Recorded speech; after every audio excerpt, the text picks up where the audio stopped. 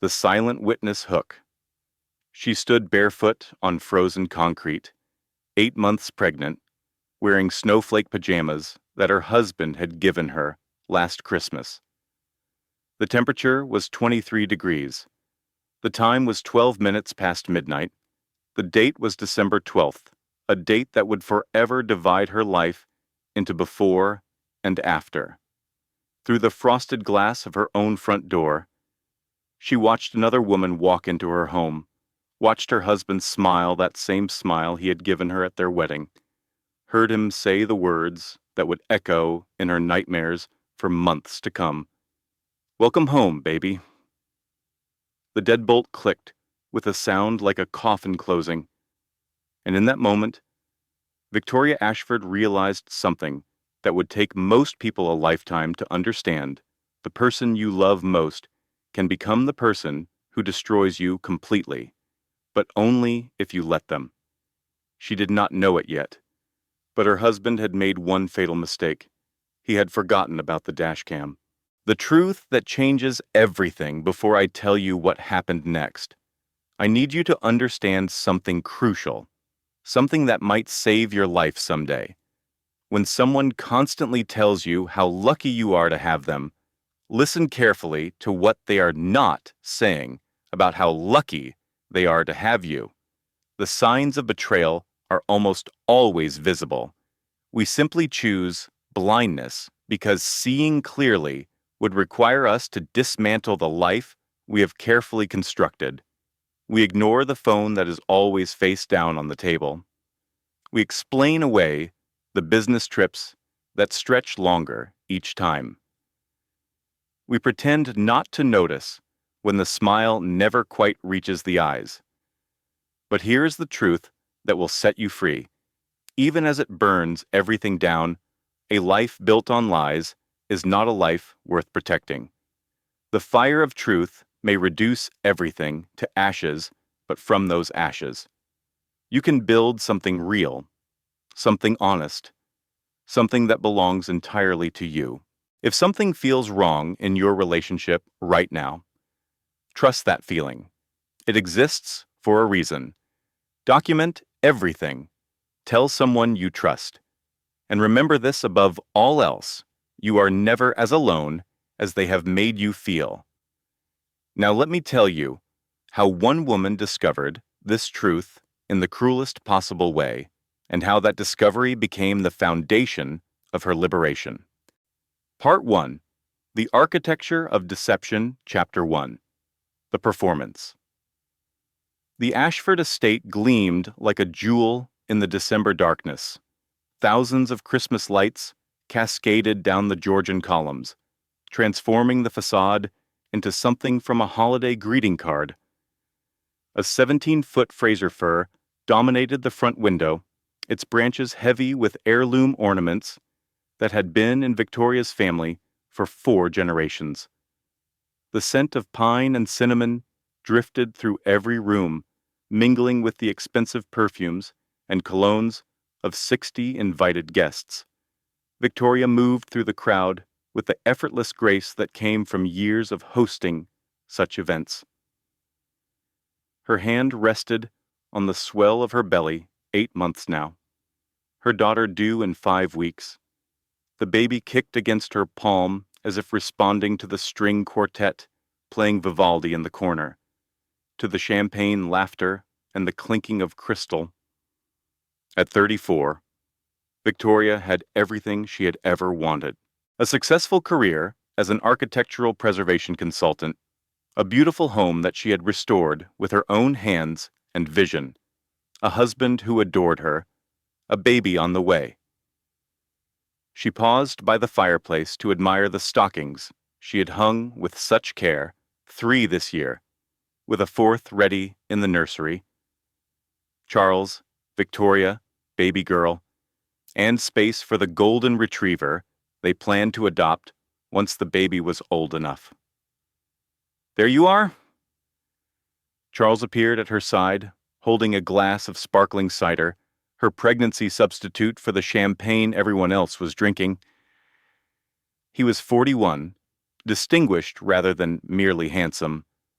with silver threading through his dark hair and the kind of confident bearing that made people instinctively trust him. He had climbed from middle management to chief financial officer of Meridian Industries in just 8 years, a meteoric rise that everyone attributed to his brilliance and charm. He placed his hand over hers on her belly. "How are my 2 favorite girls?" "Tired but happy." "This turned out beautifully. All because of you." He kissed her forehead. "I could not have done any of this without you. Victoria, you know that." Then he raised his voice, and the string quartet stopped playing. "Ladies and gentlemen, if I could have your attention." 60 faces turned toward them. Victoria felt herself blush as the spotlight of collective attention focused on her swollen belly, her careful smile. "I want to propose a toast," Charles announced, "to my incredible wife, Victoria, and to our miracle baby girl, who will be arriving in just a few short weeks to make our family complete." The crowd murmured appreciatively. Several women pressed manicured hands to their hearts. 5 years ago, I met this extraordinary woman at a fundraiser for historic preservation. She was passionately explaining to some poor donor why his modern renovation plans were essentially architectural vandalism. He paused for the laughter. And I thought to myself, this is a woman who cares deeply about preserving beautiful things, about honoring the past while building toward the future, about truth and authenticity. Victoria wiped a tear from her eye. "I am the luckiest man in this room." His voice cracked with what seemed like genuine emotion. "To have found a partner like Victoria, to be building a family with her, to wake up every morning knowing she chose me." The room erupted in applause. Someone shouted, "To the Ashfords," and crystal rang against crystal throughout the room. Victoria leaned into her husband's embrace, overwhelmed with gratitude for the life they had built together. She did not notice that he checked his phone twice during his own toast.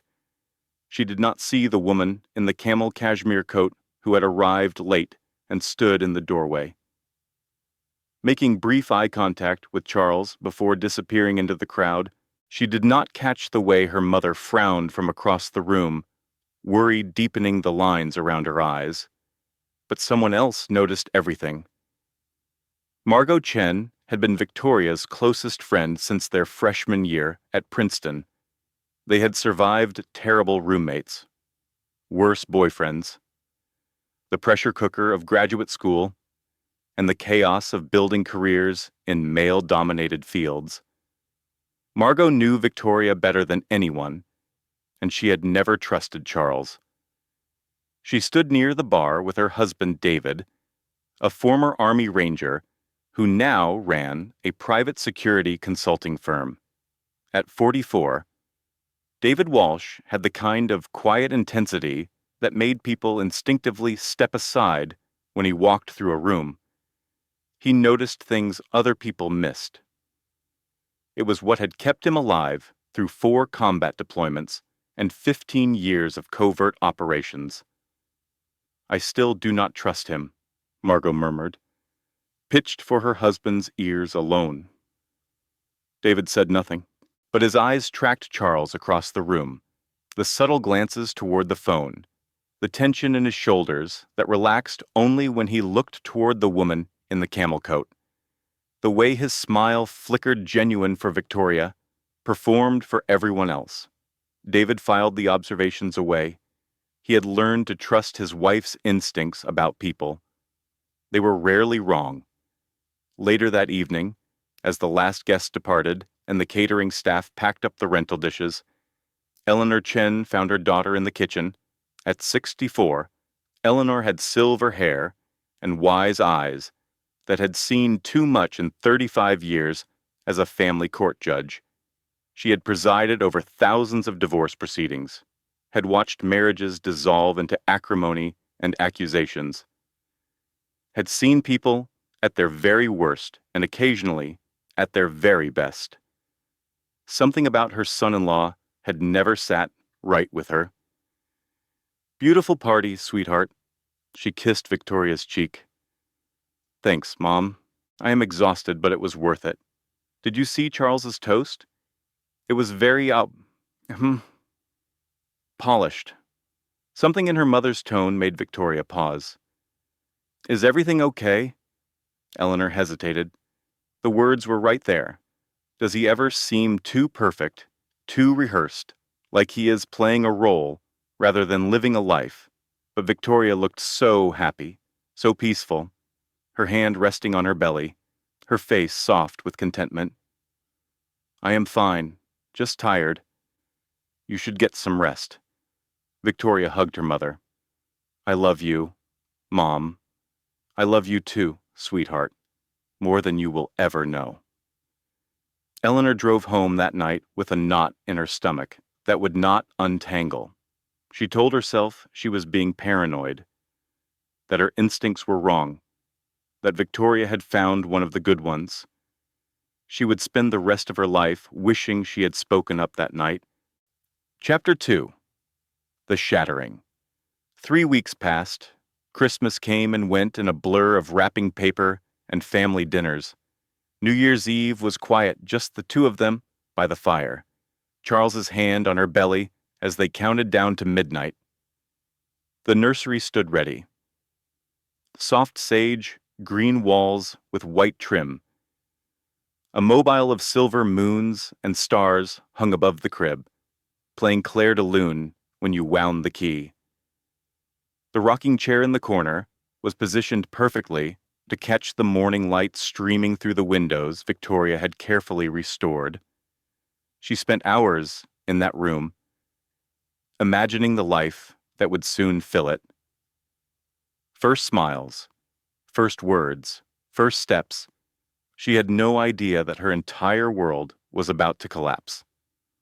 December 12th began like any other day. By midnight, nothing would ever be the same. Victoria woke at 11:47 to an empty bed. The sheets on Charles's side were cold. He had been gone for a while. The bathroom door stood open, the light off, no sound of movement anywhere in the house. She pulled herself up with the effort that came with 8 months of pregnancy, found her slippers, and shuffled toward the hallway, one hand on her belly, one hand trailing along the wall for balance. The house was dark except for a glow from the entryway. Footsteps, the distinctive sound of a zipper closing. Charles stood by the front door in his business casual clothes, dark jeans, a cashmere sweater, the kind of outfit he wore when he wanted to look put together but not formal. He was holding her suitcase, the vintage Louis Vuitton she had inherited from her grandmother, the one they had taken on their honeymoon to the Amalfi Coast. She remembered standing on that balcony overlooking the Mediterranean, laughing about how they would use it for every adventure they took together. "Charles?" Her voice came out confused, thick with sleep. "What is going on?" He turned to face her. And in that moment, Victoria saw something she had never seen before in 5 years of marriage. His face was completely empty, cold, stripped of all the warmth and love she had believed was real. He looked at her the way someone looks at an obstacle that needs to be removed. This marriage was a mistake. His voice was flat, rehearsed. "I have been unhappy for years. I should have ended it long before now." Victoria felt the floor shift beneath her feet. She grabbed the wall for support. "What are you talking about? We just celebrated New Year together. We made plans. You seemed... I am an excellent actor." He shrugged like it was nothing, like 5 years could be dismissed with a gesture. "Cassandra is moving in tonight. I have made my decision." He gestured toward the window. Through the glass, Victoria could see headlights glowing in the driveway, a car waiting, engine running. Beside her grandmother's suitcase sat 3 black garbage bags, bulging with her belongings, clothes she had chosen, books she loved, photographs of her family, all of it stuffed into trash bags like refuse on collection day. "Charles, I am 8 months pregnant." She heard the desperation in her own voice and hated it. "It is the middle of December. It is almost midnight. You have your car. You can go to your mother's house." He would not look at her now. He was arranging the bags by the door with the precision of someone preparing a presentation. "I already called. She knows you are coming." "Can we please talk about this?" Victoria stepped toward him. "Whatever is wrong, we can work through it. Counseling, mediation, whatever you need." "There is nothing to work through." Charles finally met her eyes. What she saw there chilled her to the bone. Nothing. No love, no guilt, no conflict, just impatience. "I do not love you anymore. I am not certain I ever did. You were convenient. You said yes." The words hit her like physical blows. "Our daughter," she whispered. "She is coming in 5 weeks." Something flickered across his face. Annoyance. "We will work out custody through lawyers. I will be a present father. I will show up for the important things." He moved toward the door. "But I will not stay in this marriage. Not for a child I never wanted." The last 4 words hung in the air like poison. A child I never wanted. All those tears at the ultrasound. All those nights with his hand on her belly, whispering to their daughter. All those plans for the nursery, the names, the future, performance. All of it. "No!" The word came from somewhere deep inside Victoria, a place she did not know existed. "No, I am not leaving my home in the middle of the night. We are going to discuss this like adults." Charles moved fast, faster than she expected. He grabbed her wrist. His fingers dug into her skin hard enough to leave marks. He twisted her arm behind her back. Pain shot up her shoulder. "Charles," Victoria gasped, "you are hurting me. Do not make this harder than it needs to be." His breath was hot against her ear. His voice was low, threatening, a voice she had never heard from him before. "Cassandra's waiting. Just leave. With whatever dignity you have left." He shoved her toward the door. Victoria stumbled. Her bare feet caught on the threshold. She reached for the door frame, but her fingers slipped on the polished wood. Her shoulder struck the porch railing. Her hip hit the frozen concrete. The cold was immediate. December air, cutting through her thin pajamas like 1,000 knives. Snowflake pajamas. The ones Charles had given her last Christmas. The ones she had worn tonight because they reminded her of him. The front door slammed. The deadbolt clicked. She was outside, 8 months pregnant, barefoot on frozen concrete, wearing nothing but thin cotton in 23-degree weather. Through the frosted glass panel in the door, she watched Cassandra Drake walk into her home. 29 years old, blonde hair in perfect waves, camel cashmere coat, designer heels clicking on the hardwood floors that Victoria had refinished with her own hands, that Victoria had polished, that Victoria had walked across thousands of times, believing this was her home. Charles smiled at Cassandra, the same smile from the Christmas toast, the same warmth, real, just not for Victoria, never for Victoria. "Welcome home, baby." Cassandra rose on her toes to kiss him. In the doorway of the home Victoria had restored. Beneath the Christmas lights Victoria had hung. The lights went off one by one as they walked together into the house, into the bedroom, into the bed, where Victoria had slept beside her husband for 5 years. She sat on the frozen porch and felt something inside her shatter completely. The baby kicked frantically, distressed, sensing her mother's terror. Victoria wrapped her arms around her belly and rocked back and forth. The cold was unbearable. Her feet had gone numb. Her fingers were turning white. Her breath came in ragged clouds that disappeared into the December darkness. She was going to die out here. She and her daughter were going to freeze to death on their own front porch while her husband made love to another woman in their bed. Then she remembered her car and the dashcam inside it. The first lesson, the power of documentation. Here is something I need you to understand, something that could save your life someday. Documentation is not paranoia. It is protection. In a world where charm can be weaponized and lies can be rehearsed to perfection, the person with evidence has power. The person with only memories and feelings has nothing but their word against someone skilled in manipulation.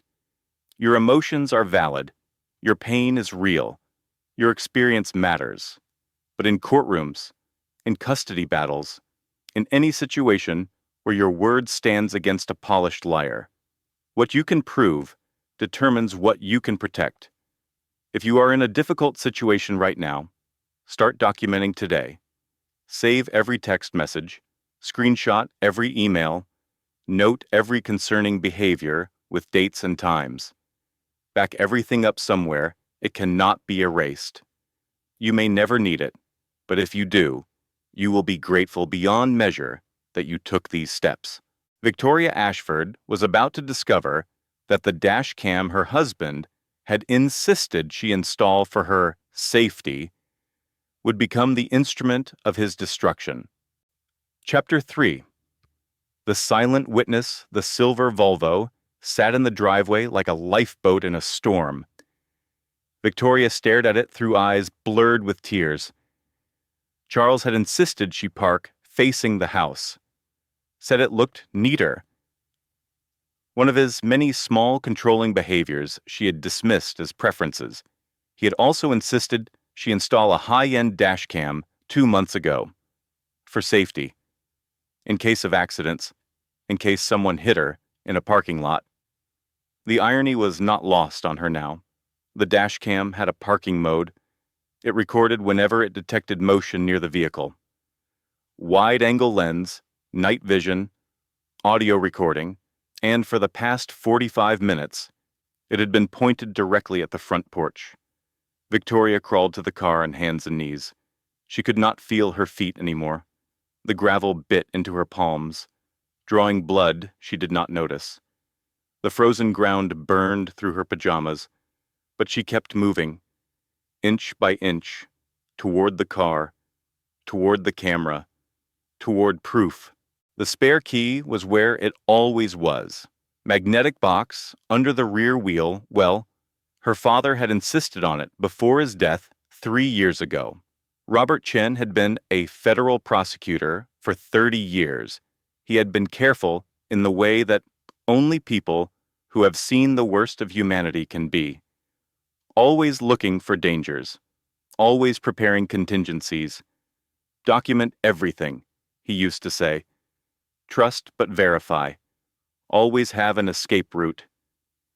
She had forgotten those lessons. She had let love make her blind. Never again. Victoria's frozen fingers fumbled with the magnetic box. The key slipped from her grip twice before she managed to hold it steady. She unlocked the car and collapsed into the driver's seat. The leather was freezing, but she did not care. She was inside, safe. She turned the engine on, cranked the heat to maximum, waited for feeling to return to her extremities. The tingling came first, then the burning, then the sharp pain of circulation returning to frozen tissue. The baby kicked again, softer now, settling. "I know, sweetheart," Victoria whispered. "We are going to be okay." She did not believe the words, but she said them anyway. Then she pulled up the dash cam footage, crystal clear, night vision rendering everything in sharp detail, audio crisp and undeniable. There she was on the porch, snowflake pajamas, pregnant belly, Charles behind her, the grab, the twist, the shove, her body falling, her shoulder hitting the railing, her hip striking concrete, every word captured. Do not make this harder than it needs to be. Cassandra's waiting. You were never my first choice. Victoria. She could see the door slam, the deadbolt click, the lights turning off one by one. She could see Cassandra walking up the steps, Charles opening the door with that smile. Welcome home, baby. Everything. The camera had captured everything. Victoria saved the file with trembling hands.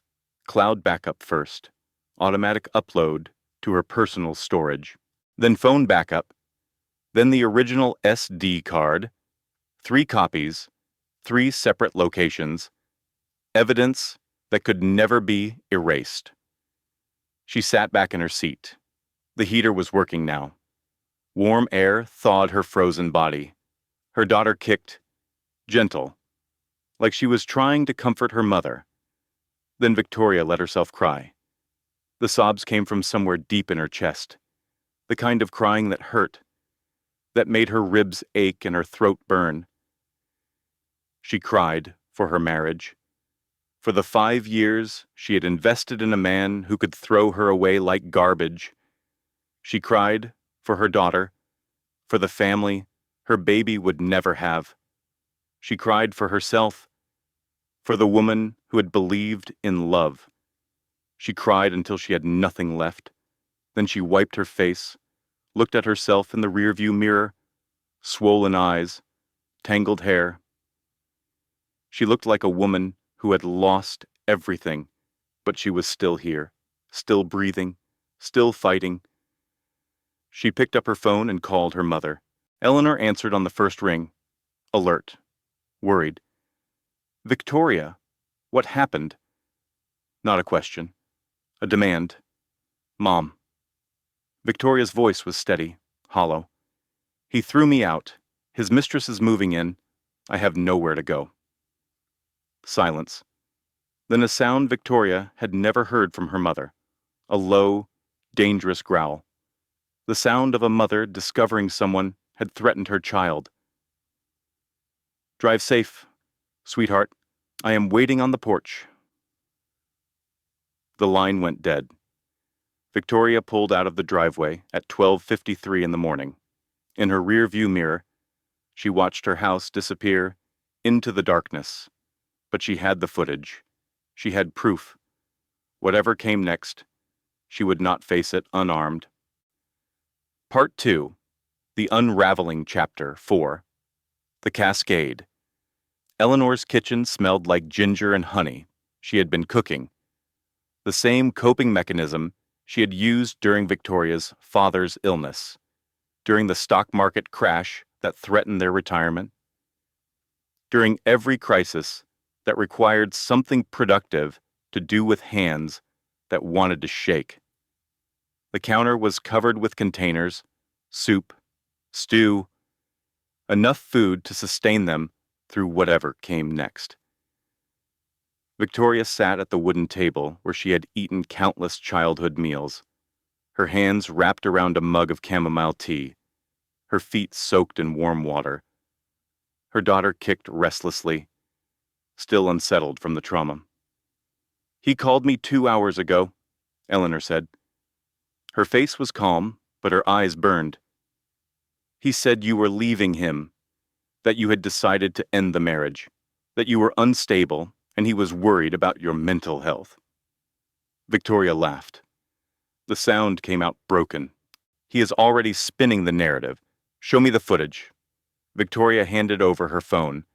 Eleanor watched in silence. Her jaw tightened.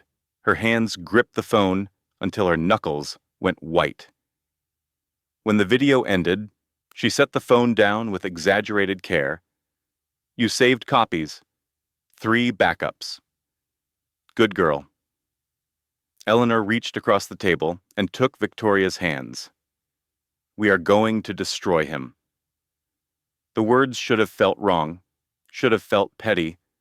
They felt like justice, Over the next 72 hours, the discoveries came one after another, each one worse than the last. First, the iPad. Victoria had left it at her mother's house after Thanksgiving. The iPad was still synced to the family iCloud account, the same account Charles used for his phone. 18 months of messages loaded onto the screen. Charles and Cassandra. Dating back to before Victoria even got pregnant. The most devastating exchange was from the day she told Charles about the pregnancy. The day he had lifted her off her feet and cried what she thought were tears of joy. She is pregnant. I thought you were being careful. I was. But listen, this is actually perfect. How is that perfect? She will be too exhausted to notice anything. Pregnancy makes women distracted. We can use this time to plan without her suspecting. What about the baby? Partial custody, every other weekend at most. It will not interfere with our life together. Every time he had rubbed her swollen feet, every time he had talked to her belly, every time he had cried at the ultrasound, all performance. Second, the money. Victoria checked their accounts with trembling fingers. Joint checking balance. $61. Joint savings closed 3 days ago, missing $423,000. Everything they had saved in 5 years. The down payment for a larger home, the college fund, the security blanket, gone. Third, the pattern. Margot arrived the next morning with information. My contact at Meridian ran a quiet background check. Her voice was tight. Charles has a reputation, affairs with younger employees, women who reported to him. Victoria closed her eyes. Why did no one tell me? Because people are cowards. Because everyone assumed you knew. Because that is what people tell themselves when they do not want to get involved. The worst part, people had known, had watched Charles parade his mistresses through office events, had noticed the patterns. No one had said a word. Cassandra got 2 promotions in 1 year. Margot continued. Both signed off by Charles. Her salary increased 40%. Her performance reviews are mediocre. He was paying her off. With company money. He was doing more than that.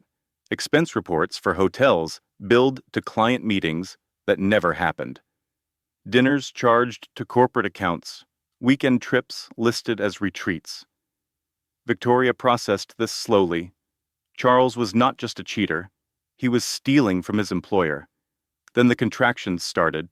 Sharp, intense, 5 weeks early. Eleanor rushed her to the hospital. Doctors swarmed. Monitors beeped. For 3 terrifying hours. Victoria did not know if her daughter would survive. The doctors managed to stop the labor. The baby was stable, but Victoria was confined to strict bed rest. Any stress could trigger another episode. She could not fight back, could not investigate, could not do anything except watch her husband control the narrative on every news outlet in the city. Chapter 5. The Ghost, the second lesson, the courage to see clearly here, is something that took Victoria Ashford weeks to understand, and that I want you to grasp now. The truth will not ask permission to reveal itself. When we love someone, we construct elaborate frameworks to explain away their betrayals. We become architects of our own deception, building mansions of justification around every red flag, every inconsistency, every moment that whispered something is wrong. But truth is patient, it waits, and when it finally emerges, it does not arrive as a single revelation, it cascades. One discovery leads to another, and another, until the entire structure of lies collapses under its own weight. The courage required is not in facing a single hard truth. It is in continuing to look when every new discovery is worse than the last. It is in choosing clarity over comfort, reality over illusion, even when reality is devastating. Victoria was about to need every ounce of that courage. David Walsh arrived at the hospital 5 days later. He carried a leather briefcase and wore an expression Victoria could not read. 15 years of covert operations had taught him to control every micro-expression, but something in that briefcase had rattled even him. "My team has been investigating your husband's background," he said, sitting beside her bed. "Standard procedure for cases like this: financial records, employment history, property ownership. Did you find where he hid the money? We found that offshore accounts, shell companies, cryptocurrency. The total is much larger than you thought." David paused. $53 million. Victoria's heart stopped. "That is impossible. We did not have that kind of money." "He did not steal it from you. He embezzled it from Meridian Industries over the past 9 years, specifically from the CEO's personal charitable foundation, the one that funds scholarships for underprivileged students." The room seemed to shrink. Charles was not just a cheater, he was a criminal. Stealing from children's education. But that is not the main reason I am here. David opened the briefcase. "We found something else." He pulled out a document, old, yellowed, a marriage certificate from Clark County, Nevada, dated 17 years ago. The groom's name was Charles Ashford. The bride's name was Rebecca Ashford. "I do not understand," Victoria whispered. "Who is Rebecca Ashford?" "His first wife." David watched her face carefully. "They got married when he was 24. They had a son together. Michael, he is 14 now. His first wife." The words made no sense. "Charles told me he had never been married. He said his parents died when he was young, that he had no family." "His parents are alive. They live in Arizona. They have 2 other children." David pulled out a police report. 12 years ago, Charles told Rebecca he was going to the gym. He never came back. 3 weeks later, his car was found submerged in a lake. No body recovered. The case was classified as probable drowning. He faked his death. He faked his death, changed his name, moved across the country, started over. David paused. He never divorced Rebecca. In the eyes of the law, he is still married to his first wife. Victoria felt the room spinning. "My marriage was never valid." "No, the ceremony was meaningless. The certificate is worthless." Everything had been a lie. His name, his history, their marriage, their life. "Rebecca wants to speak with you," David said quietly. "She has questions. And I think you do too." That evening, Victoria made a phone call that would change both their lives.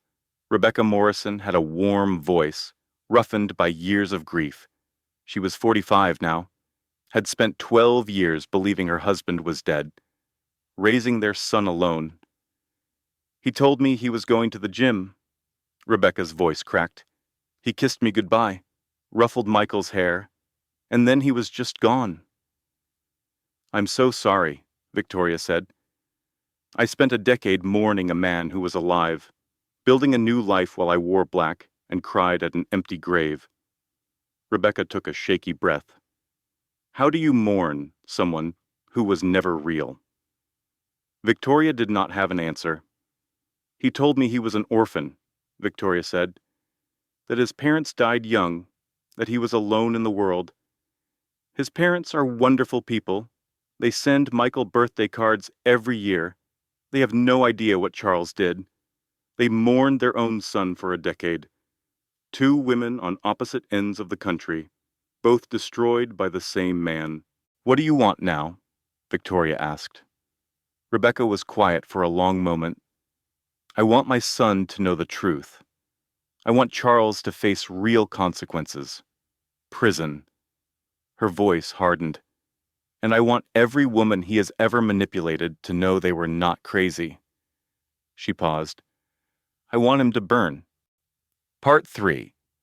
The Reckoning, Chapter 6. The Army, the Third Lesson. The Power of Collective Truth. Here is what I need you to understand about survival.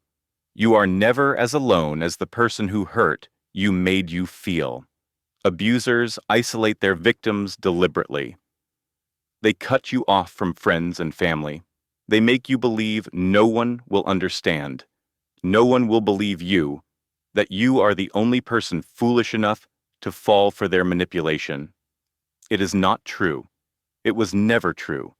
There are always others, women who have survived what you are surviving, who understand your pain because they have felt it themselves, who will believe you because they have lived through the same devastation. Find them. Build your army. Fight together. The person who hurt you counted on your silence, on your shame, on your isolation. Prove them wrong. They gathered in Eleanor's kitchen on a quiet Sunday afternoon. 6 women who had never met before. 6 women who had nothing in common except one devastating thread.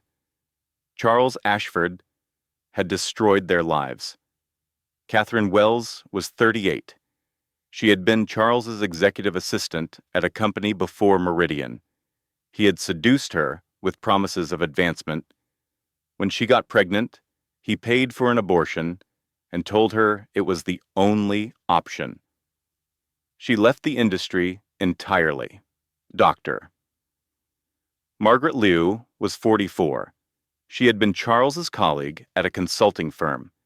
They worked on a major project together. She did most of the work. He took all the credit. When she complained, he gaslit her so effectively she started questioning her own sanity. The gaslighting escalated until her reputation was destroyed. Professor Diana Reeves was 53. She had been Charles's professor in business school.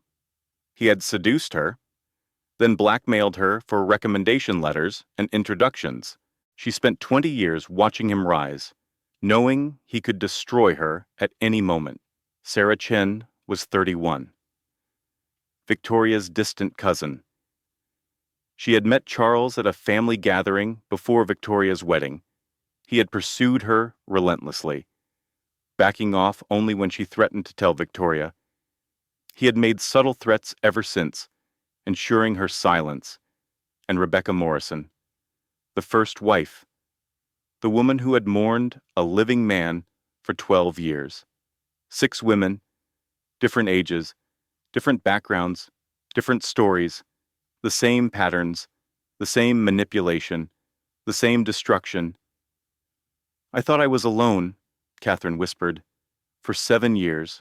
I thought something was wrong with me specifically. That is exactly what he wanted you to think, Margaret said. He is brilliant at isolation, at making each victim believe she is uniquely flawed. Diana nodded. He made me feel like I was in control. It took years of therapy to understand he engineered every situation. Rebecca had been silent until now. When she spoke, her voice carried the weight of a decade of grief. My son asks about his father every Father's Day. For 12 years, I told him his father loved him, that he would have stayed if he could. She looked around the table. How do I tell a 14-year-old that his father chose to leave? There was no easy answer, but there was something they could do. He thinks he is untouchable, Victoria said. He has gotten away with everything for 2 decades. He thinks he can manipulate any situation. She looked at each woman. But he has never faced all of us together. Every woman he has hurt. Standing in the same room, telling the same story, showing the same patterns. Catherine nodded, then Margaret, then Diana, then Sarah. Rebecca was last. My son deserves the truth. Every victim deserves justice. And Charles deserves to spend the rest of his life in prison, knowing the women he destroyed are the ones who put him there. They spent the afternoon planning, sharing stories, finding connections. By sunset, they were no longer strangers. They were allies, warriors, sisters in survival. Chapter 7. The Trial. The courtroom was standing room only, every seat filled with reporters, supporters, and people who had followed the case online. The dashcam footage had made Victoria famous in ways she never wanted. But that fame had brought allies, resources, and a platform Charles could never control. He sat at the defense table, looking nothing like the confident executive from that Christmas party. His suit hung loose on a frame that had lost 30 pounds. His hair had gone entirely gray. His face was gaunt. His eyes were hollow. The mask had cracked. What remained was small and scared. 6 women testified over 4 days. Catherine described the affair, the pregnancy, the abortion he pressured her into, the threats that ended her career. Margaret detailed the stolen credit, the gaslighting, the systematic destruction of her reputation. Diana explained the blackmail, the decades of fear. Sarah testified about his relentless pursuit of her, his subtle threats after she rejected him. Rebecca told the story of a husband who went to the gym and never came home, of a son who grew up without a father, of 12 years mourning a ghost. And Victoria testified last. She told the jury about the Christmas party, the perfect toast, the loving husband everyone admired. She told them about the midnight eviction, the grab, the twist, the shove, the frozen porch. The dashcam footage played on screens throughout the courtroom. Some jurors wept. Others stared at Charles with undisguised contempt. Before he threw me out, my husband said words I will never forget, Victoria said. Her voice was steady, strong. He said I was never his first choice. She paused. For months, those words destroyed me. I believed him. I thought I was worthless. Another pause. But here's what I know now. I was not his first choice because he does not know how to choose anything good. He chose lies over truth, destruction over creation, greed over love. She turned to face the jury. Being his first choice would have meant I was as broken as he is. So thank you, Charles. Thank you for not choosing me. It is the only honest thing you ever did. The defense attorney tried his best. He painted the women as scorned lovers. He questioned the footage. He suggested memories could be faulty. But 6 women telling the same story, 6 victims describing the same patterns, 6 lives destroyed in the same way over 2 decades. No charm could overcome that. Then Charles took the stand. Under cross-examination, the prosecutor dismantled every lie. Mr. Ashford, is Rebecca Morrison your wife? That marriage was over years ago? Did you file for divorce? No. But did you fake your own death? That is a dramatic way to characterize. Did you let your 14-year-old son believe his father was dead for 12 years? Charles's composure cracked. You do not understand. I was trapped. Rebecca was suffocating me. The kid was always needy. I needed to breathe. The courtroom gasped. What I meant was, no further questions. Charles sat in the witness chair, finally understanding that his charm had become his undoing. The jury deliberated for 4 hours, guilty, on every count. The judge delivered sentencing without mercy. In my 30 years on the bench, I have rarely seen such calculated deception. You destroyed lives while maintaining a facade of respectability. You stole from charities. You abandoned your own child. You assaulted your pregnant wife. And when faced with consequences, you threatened violence. She looked at him with undisguised contempt. 18 years in federal prison, $60 million in restitution, no contact with any victim, ever. Charles collapsed. Please, Victoria, please, I am sorry I loved you, Just give me another chance." Victoria looked at him, this broken man on his knees. She felt nothing. "You should have thought about that before you threw me into the snow." The guards dragged him away, still screaming. Outside the courthouse, reporters shouted questions, cameras flashed, but Victoria barely noticed.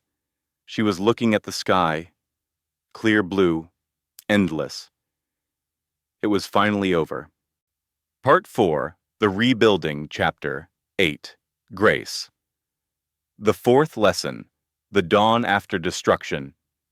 Here's the truth that Victoria Ashford discovered in the ashes of her former life. The worst moments are not endings. They are doorways. When everything you built collapses. When the person you trusted most reveals themselves as a stranger. When you find yourself standing in the rubble of your carefully constructed existence that is not where your story ends. That is where your real story begins. The life you built on someone else's lies was never truly yours. The security you felt was an illusion. The love you believed in was a performance. What comes next belongs entirely to you, built on your own foundation, constructed from your own truth, sustained by your own strength. That is not just survival, that is liberation. 14 months later, Grace Eleanor Ashford took her first steps on a Wednesday morning in April. Victoria was making coffee in the kitchen of her cottage when she heard her mother gasp from the living room. She rushed in to find her daughter, standing unsupported in the middle of the floor, wobbling but determined. Grace looked at her mother with those serious dark eyes, the same eyes Victoria had looked at her with in the hospital. Then she took one step, 2 steps, 3. She fell on the 4th, landing softly on the carpet. But she did not cry. She just looked up as if to say, "I am working on it," just like her mother. The cottage was small but perfect.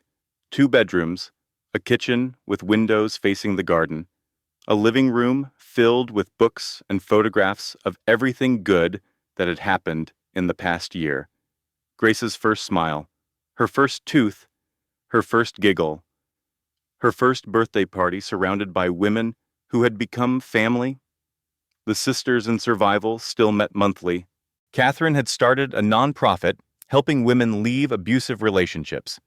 $3 million raised in her first year. Over 200 women helped. Margaret had written a best-selling memoir about gaslighting and recovery. Translated into 16 languages, Diana had become an advisor to universities, helping them protect students from predatory behavior. Rebecca had finished her book about mourning the living. Michael, now 15, had finally learned the truth. It was painful. It would always be painful. But knowing was better than wondering. Victoria's consulting firm had grown beyond anything she imagined. She helped organizations build ethical cultures, trained executives, created systems that protected employees. Margaret Hartwell, CEO of Meridian Industries, had hired her personally. "You survived the worst my company ever produced," Margaret said at their first meeting. "Help me make sure it never happens again." Charles was in federal prison in Colorado. Minimum 15 years before parole. His parents had publicly disowned him. His name had been erased from every record at Meridian. He sent letters sometimes. Victoria never opened them. She fed them directly into the fireplace. Some bridges were not worth rebuilding. Some people were not worth forgiving. On a December evening exactly 14 months since the worst night of her life, Victoria stood on her front porch watching the snow fall, the same month that had destroyed her. The same cold, the same darkness. But everything was different now. A pickup truck pulled into the driveway. Daniel Reyes climbed out carrying 2 cups of hot chocolate. He was the contractor who had renovated the cottage. They had been friends for months. Just friends. But lately, Something more had started to grow. He was kind, patient, steady. He never pushed, never demanded. He just showed up with hot chocolate, with quiet companionship. Thought you might be cold. He handed her a cup and sat beside her on the porch swing. You did not have to come. I know, he smiled. I wanted to. They sat in comfortable silence, watching the snow fall. 1 year ago tonight, I sat on a porch like this one, Victoria said softly. Barefoot, freezing, certain my life was over. Daniel said nothing. He just listened. I was wrong. My life was not ending. It was finally beginning. She looked at him, at the cottage, at her daughter sleeping inside. If you had told me then that I would be here now, I would not have believed you. I would have said I was too broken. She took a sip of hot chocolate. But here's what I learned. The prison door was unlocked the whole time. I just had to find the courage to walk through it. Daniel reached over and took her hand. Warm, solid, real. You are the strongest person I have ever known, he said quietly. Not because you never fell, but because you got back up every time, and because you helped other women get back up too. Inside the cottage, Grace stirred, made a small sound, settled back into sleep. Eleanor appeared at the window and waved. Margot's car pulled into the driveway. David was with her. Their children tumbled out, eager to see baby Grace. The cottage that had been quiet was suddenly filled with warmth, with laughter, with love. Some moments were worth staying in. Some people were worth holding on to. Some futures were worth fighting for. Victoria had lost everything once. She had found something better. She had found herself. Epilogue. The final truth. Federal Correctional Institution. Florence, Colorado. 8 months after sentencing. Charles Ashford sat in the visitation room at a metal table bolted to the floor. The fluorescent lights buzzed overhead. The walls were institutional beige. The smell of disinfectant hung in the air. No one visited anymore. His parents had sent one letter after the trial, 3 sentences. We raised you better than this. You are no longer our son. Do not contact us again. Michael, his son, refused to read his letters. Rebecca had told him everything. All 12 letters had been returned unopened. A guard approached. Ashford, visitor. Charles perked up. Desperate hope flickered in his hollow eyes. Margaret Hartwell sat down across from him. She was 66, silver hair, designer suit, eyes like chips of ice. Mrs. Hartwell. Charles tried to smile. Thank you for coming. I knew you would understand. She laughed, cold, cutting. I understand perfectly. She slid a folder across the table. Remember my charitable foundation, the one that provides scholarships for underprivileged students. I can explain. The foundation you stole from for 9 years. $53 million. Enough for 10,000 scholarships. Charles's mouth opened and closed. One of those scholarships was supposed to go to a student at your son's school. Margaret continued.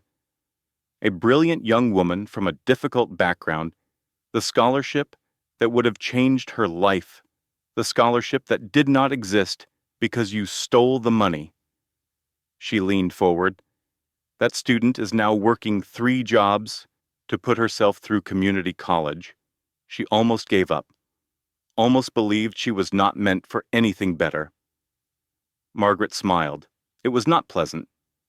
I met her last month, told her what happened, offered her a full scholarship from my personal funds.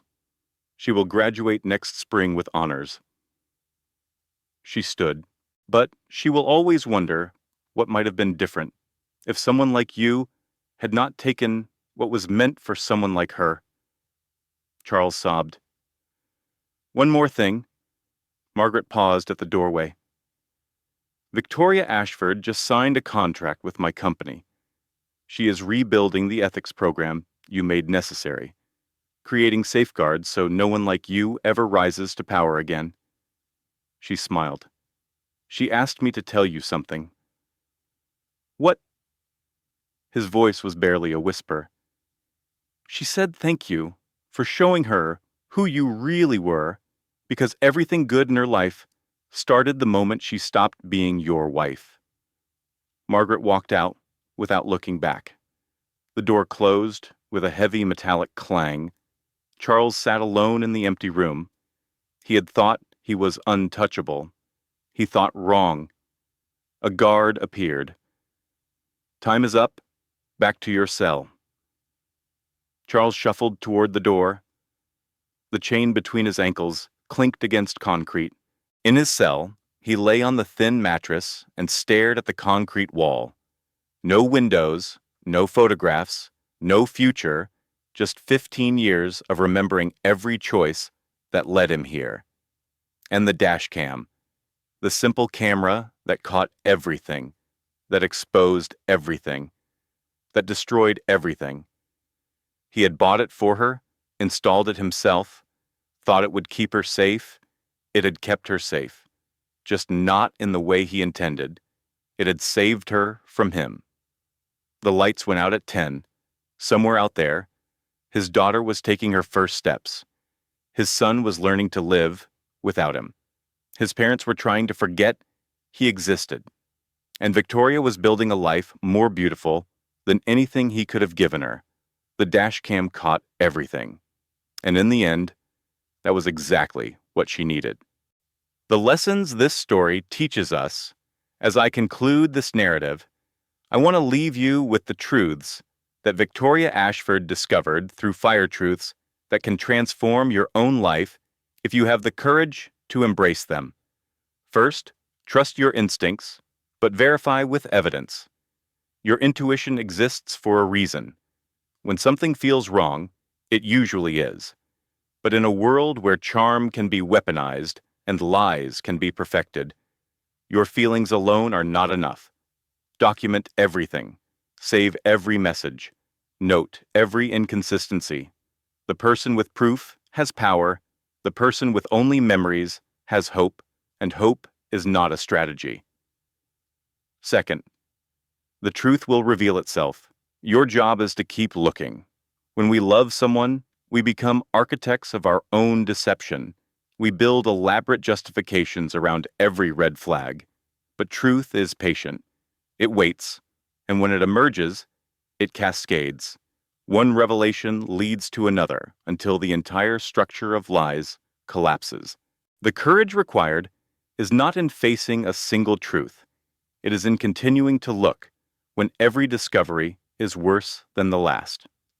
Third, you are never as alone as the person who hurt you made you feel. Abusers isolate their victims deliberately. They make you believe no one will understand. No one will believe you, that you are uniquely foolish. It is not true. There are always others who have survived what you are surviving. Find them, build your army, fight together. The person who hurt you counted on your silence. Prove them wrong. Fourth, the worst moments are doorways, not endings. When everything collapses, that is not where your story ends. That is where your real story begins. The life built on someone else's lies was never truly yours. What comes next belongs entirely to you, built on your own foundation, sustained by your own strength. That is not survival. That is liberation. Fifth being, someone's first choice means nothing if they do not know how to choose. If a person capable only of destruction did not choose you, that is not a reflection of your worth. It is a reflection of their brokenness.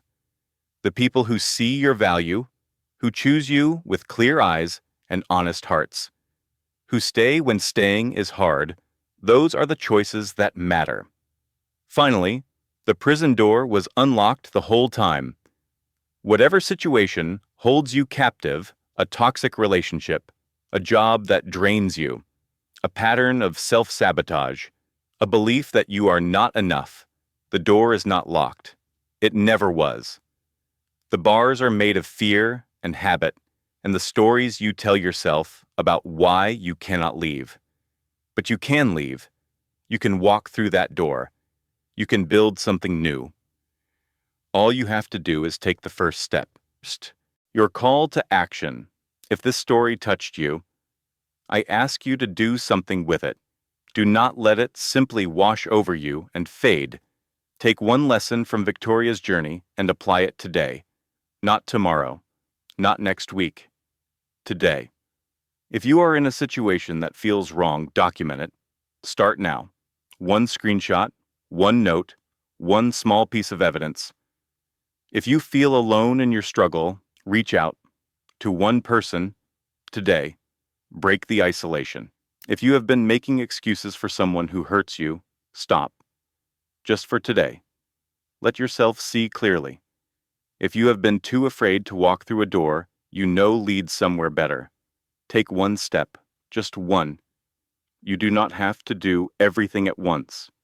You do not have to have a perfect plan. You do not have to be certain of the outcome. You just have to begin. Because here is the truth that Victoria discovered in the ashes of her former life.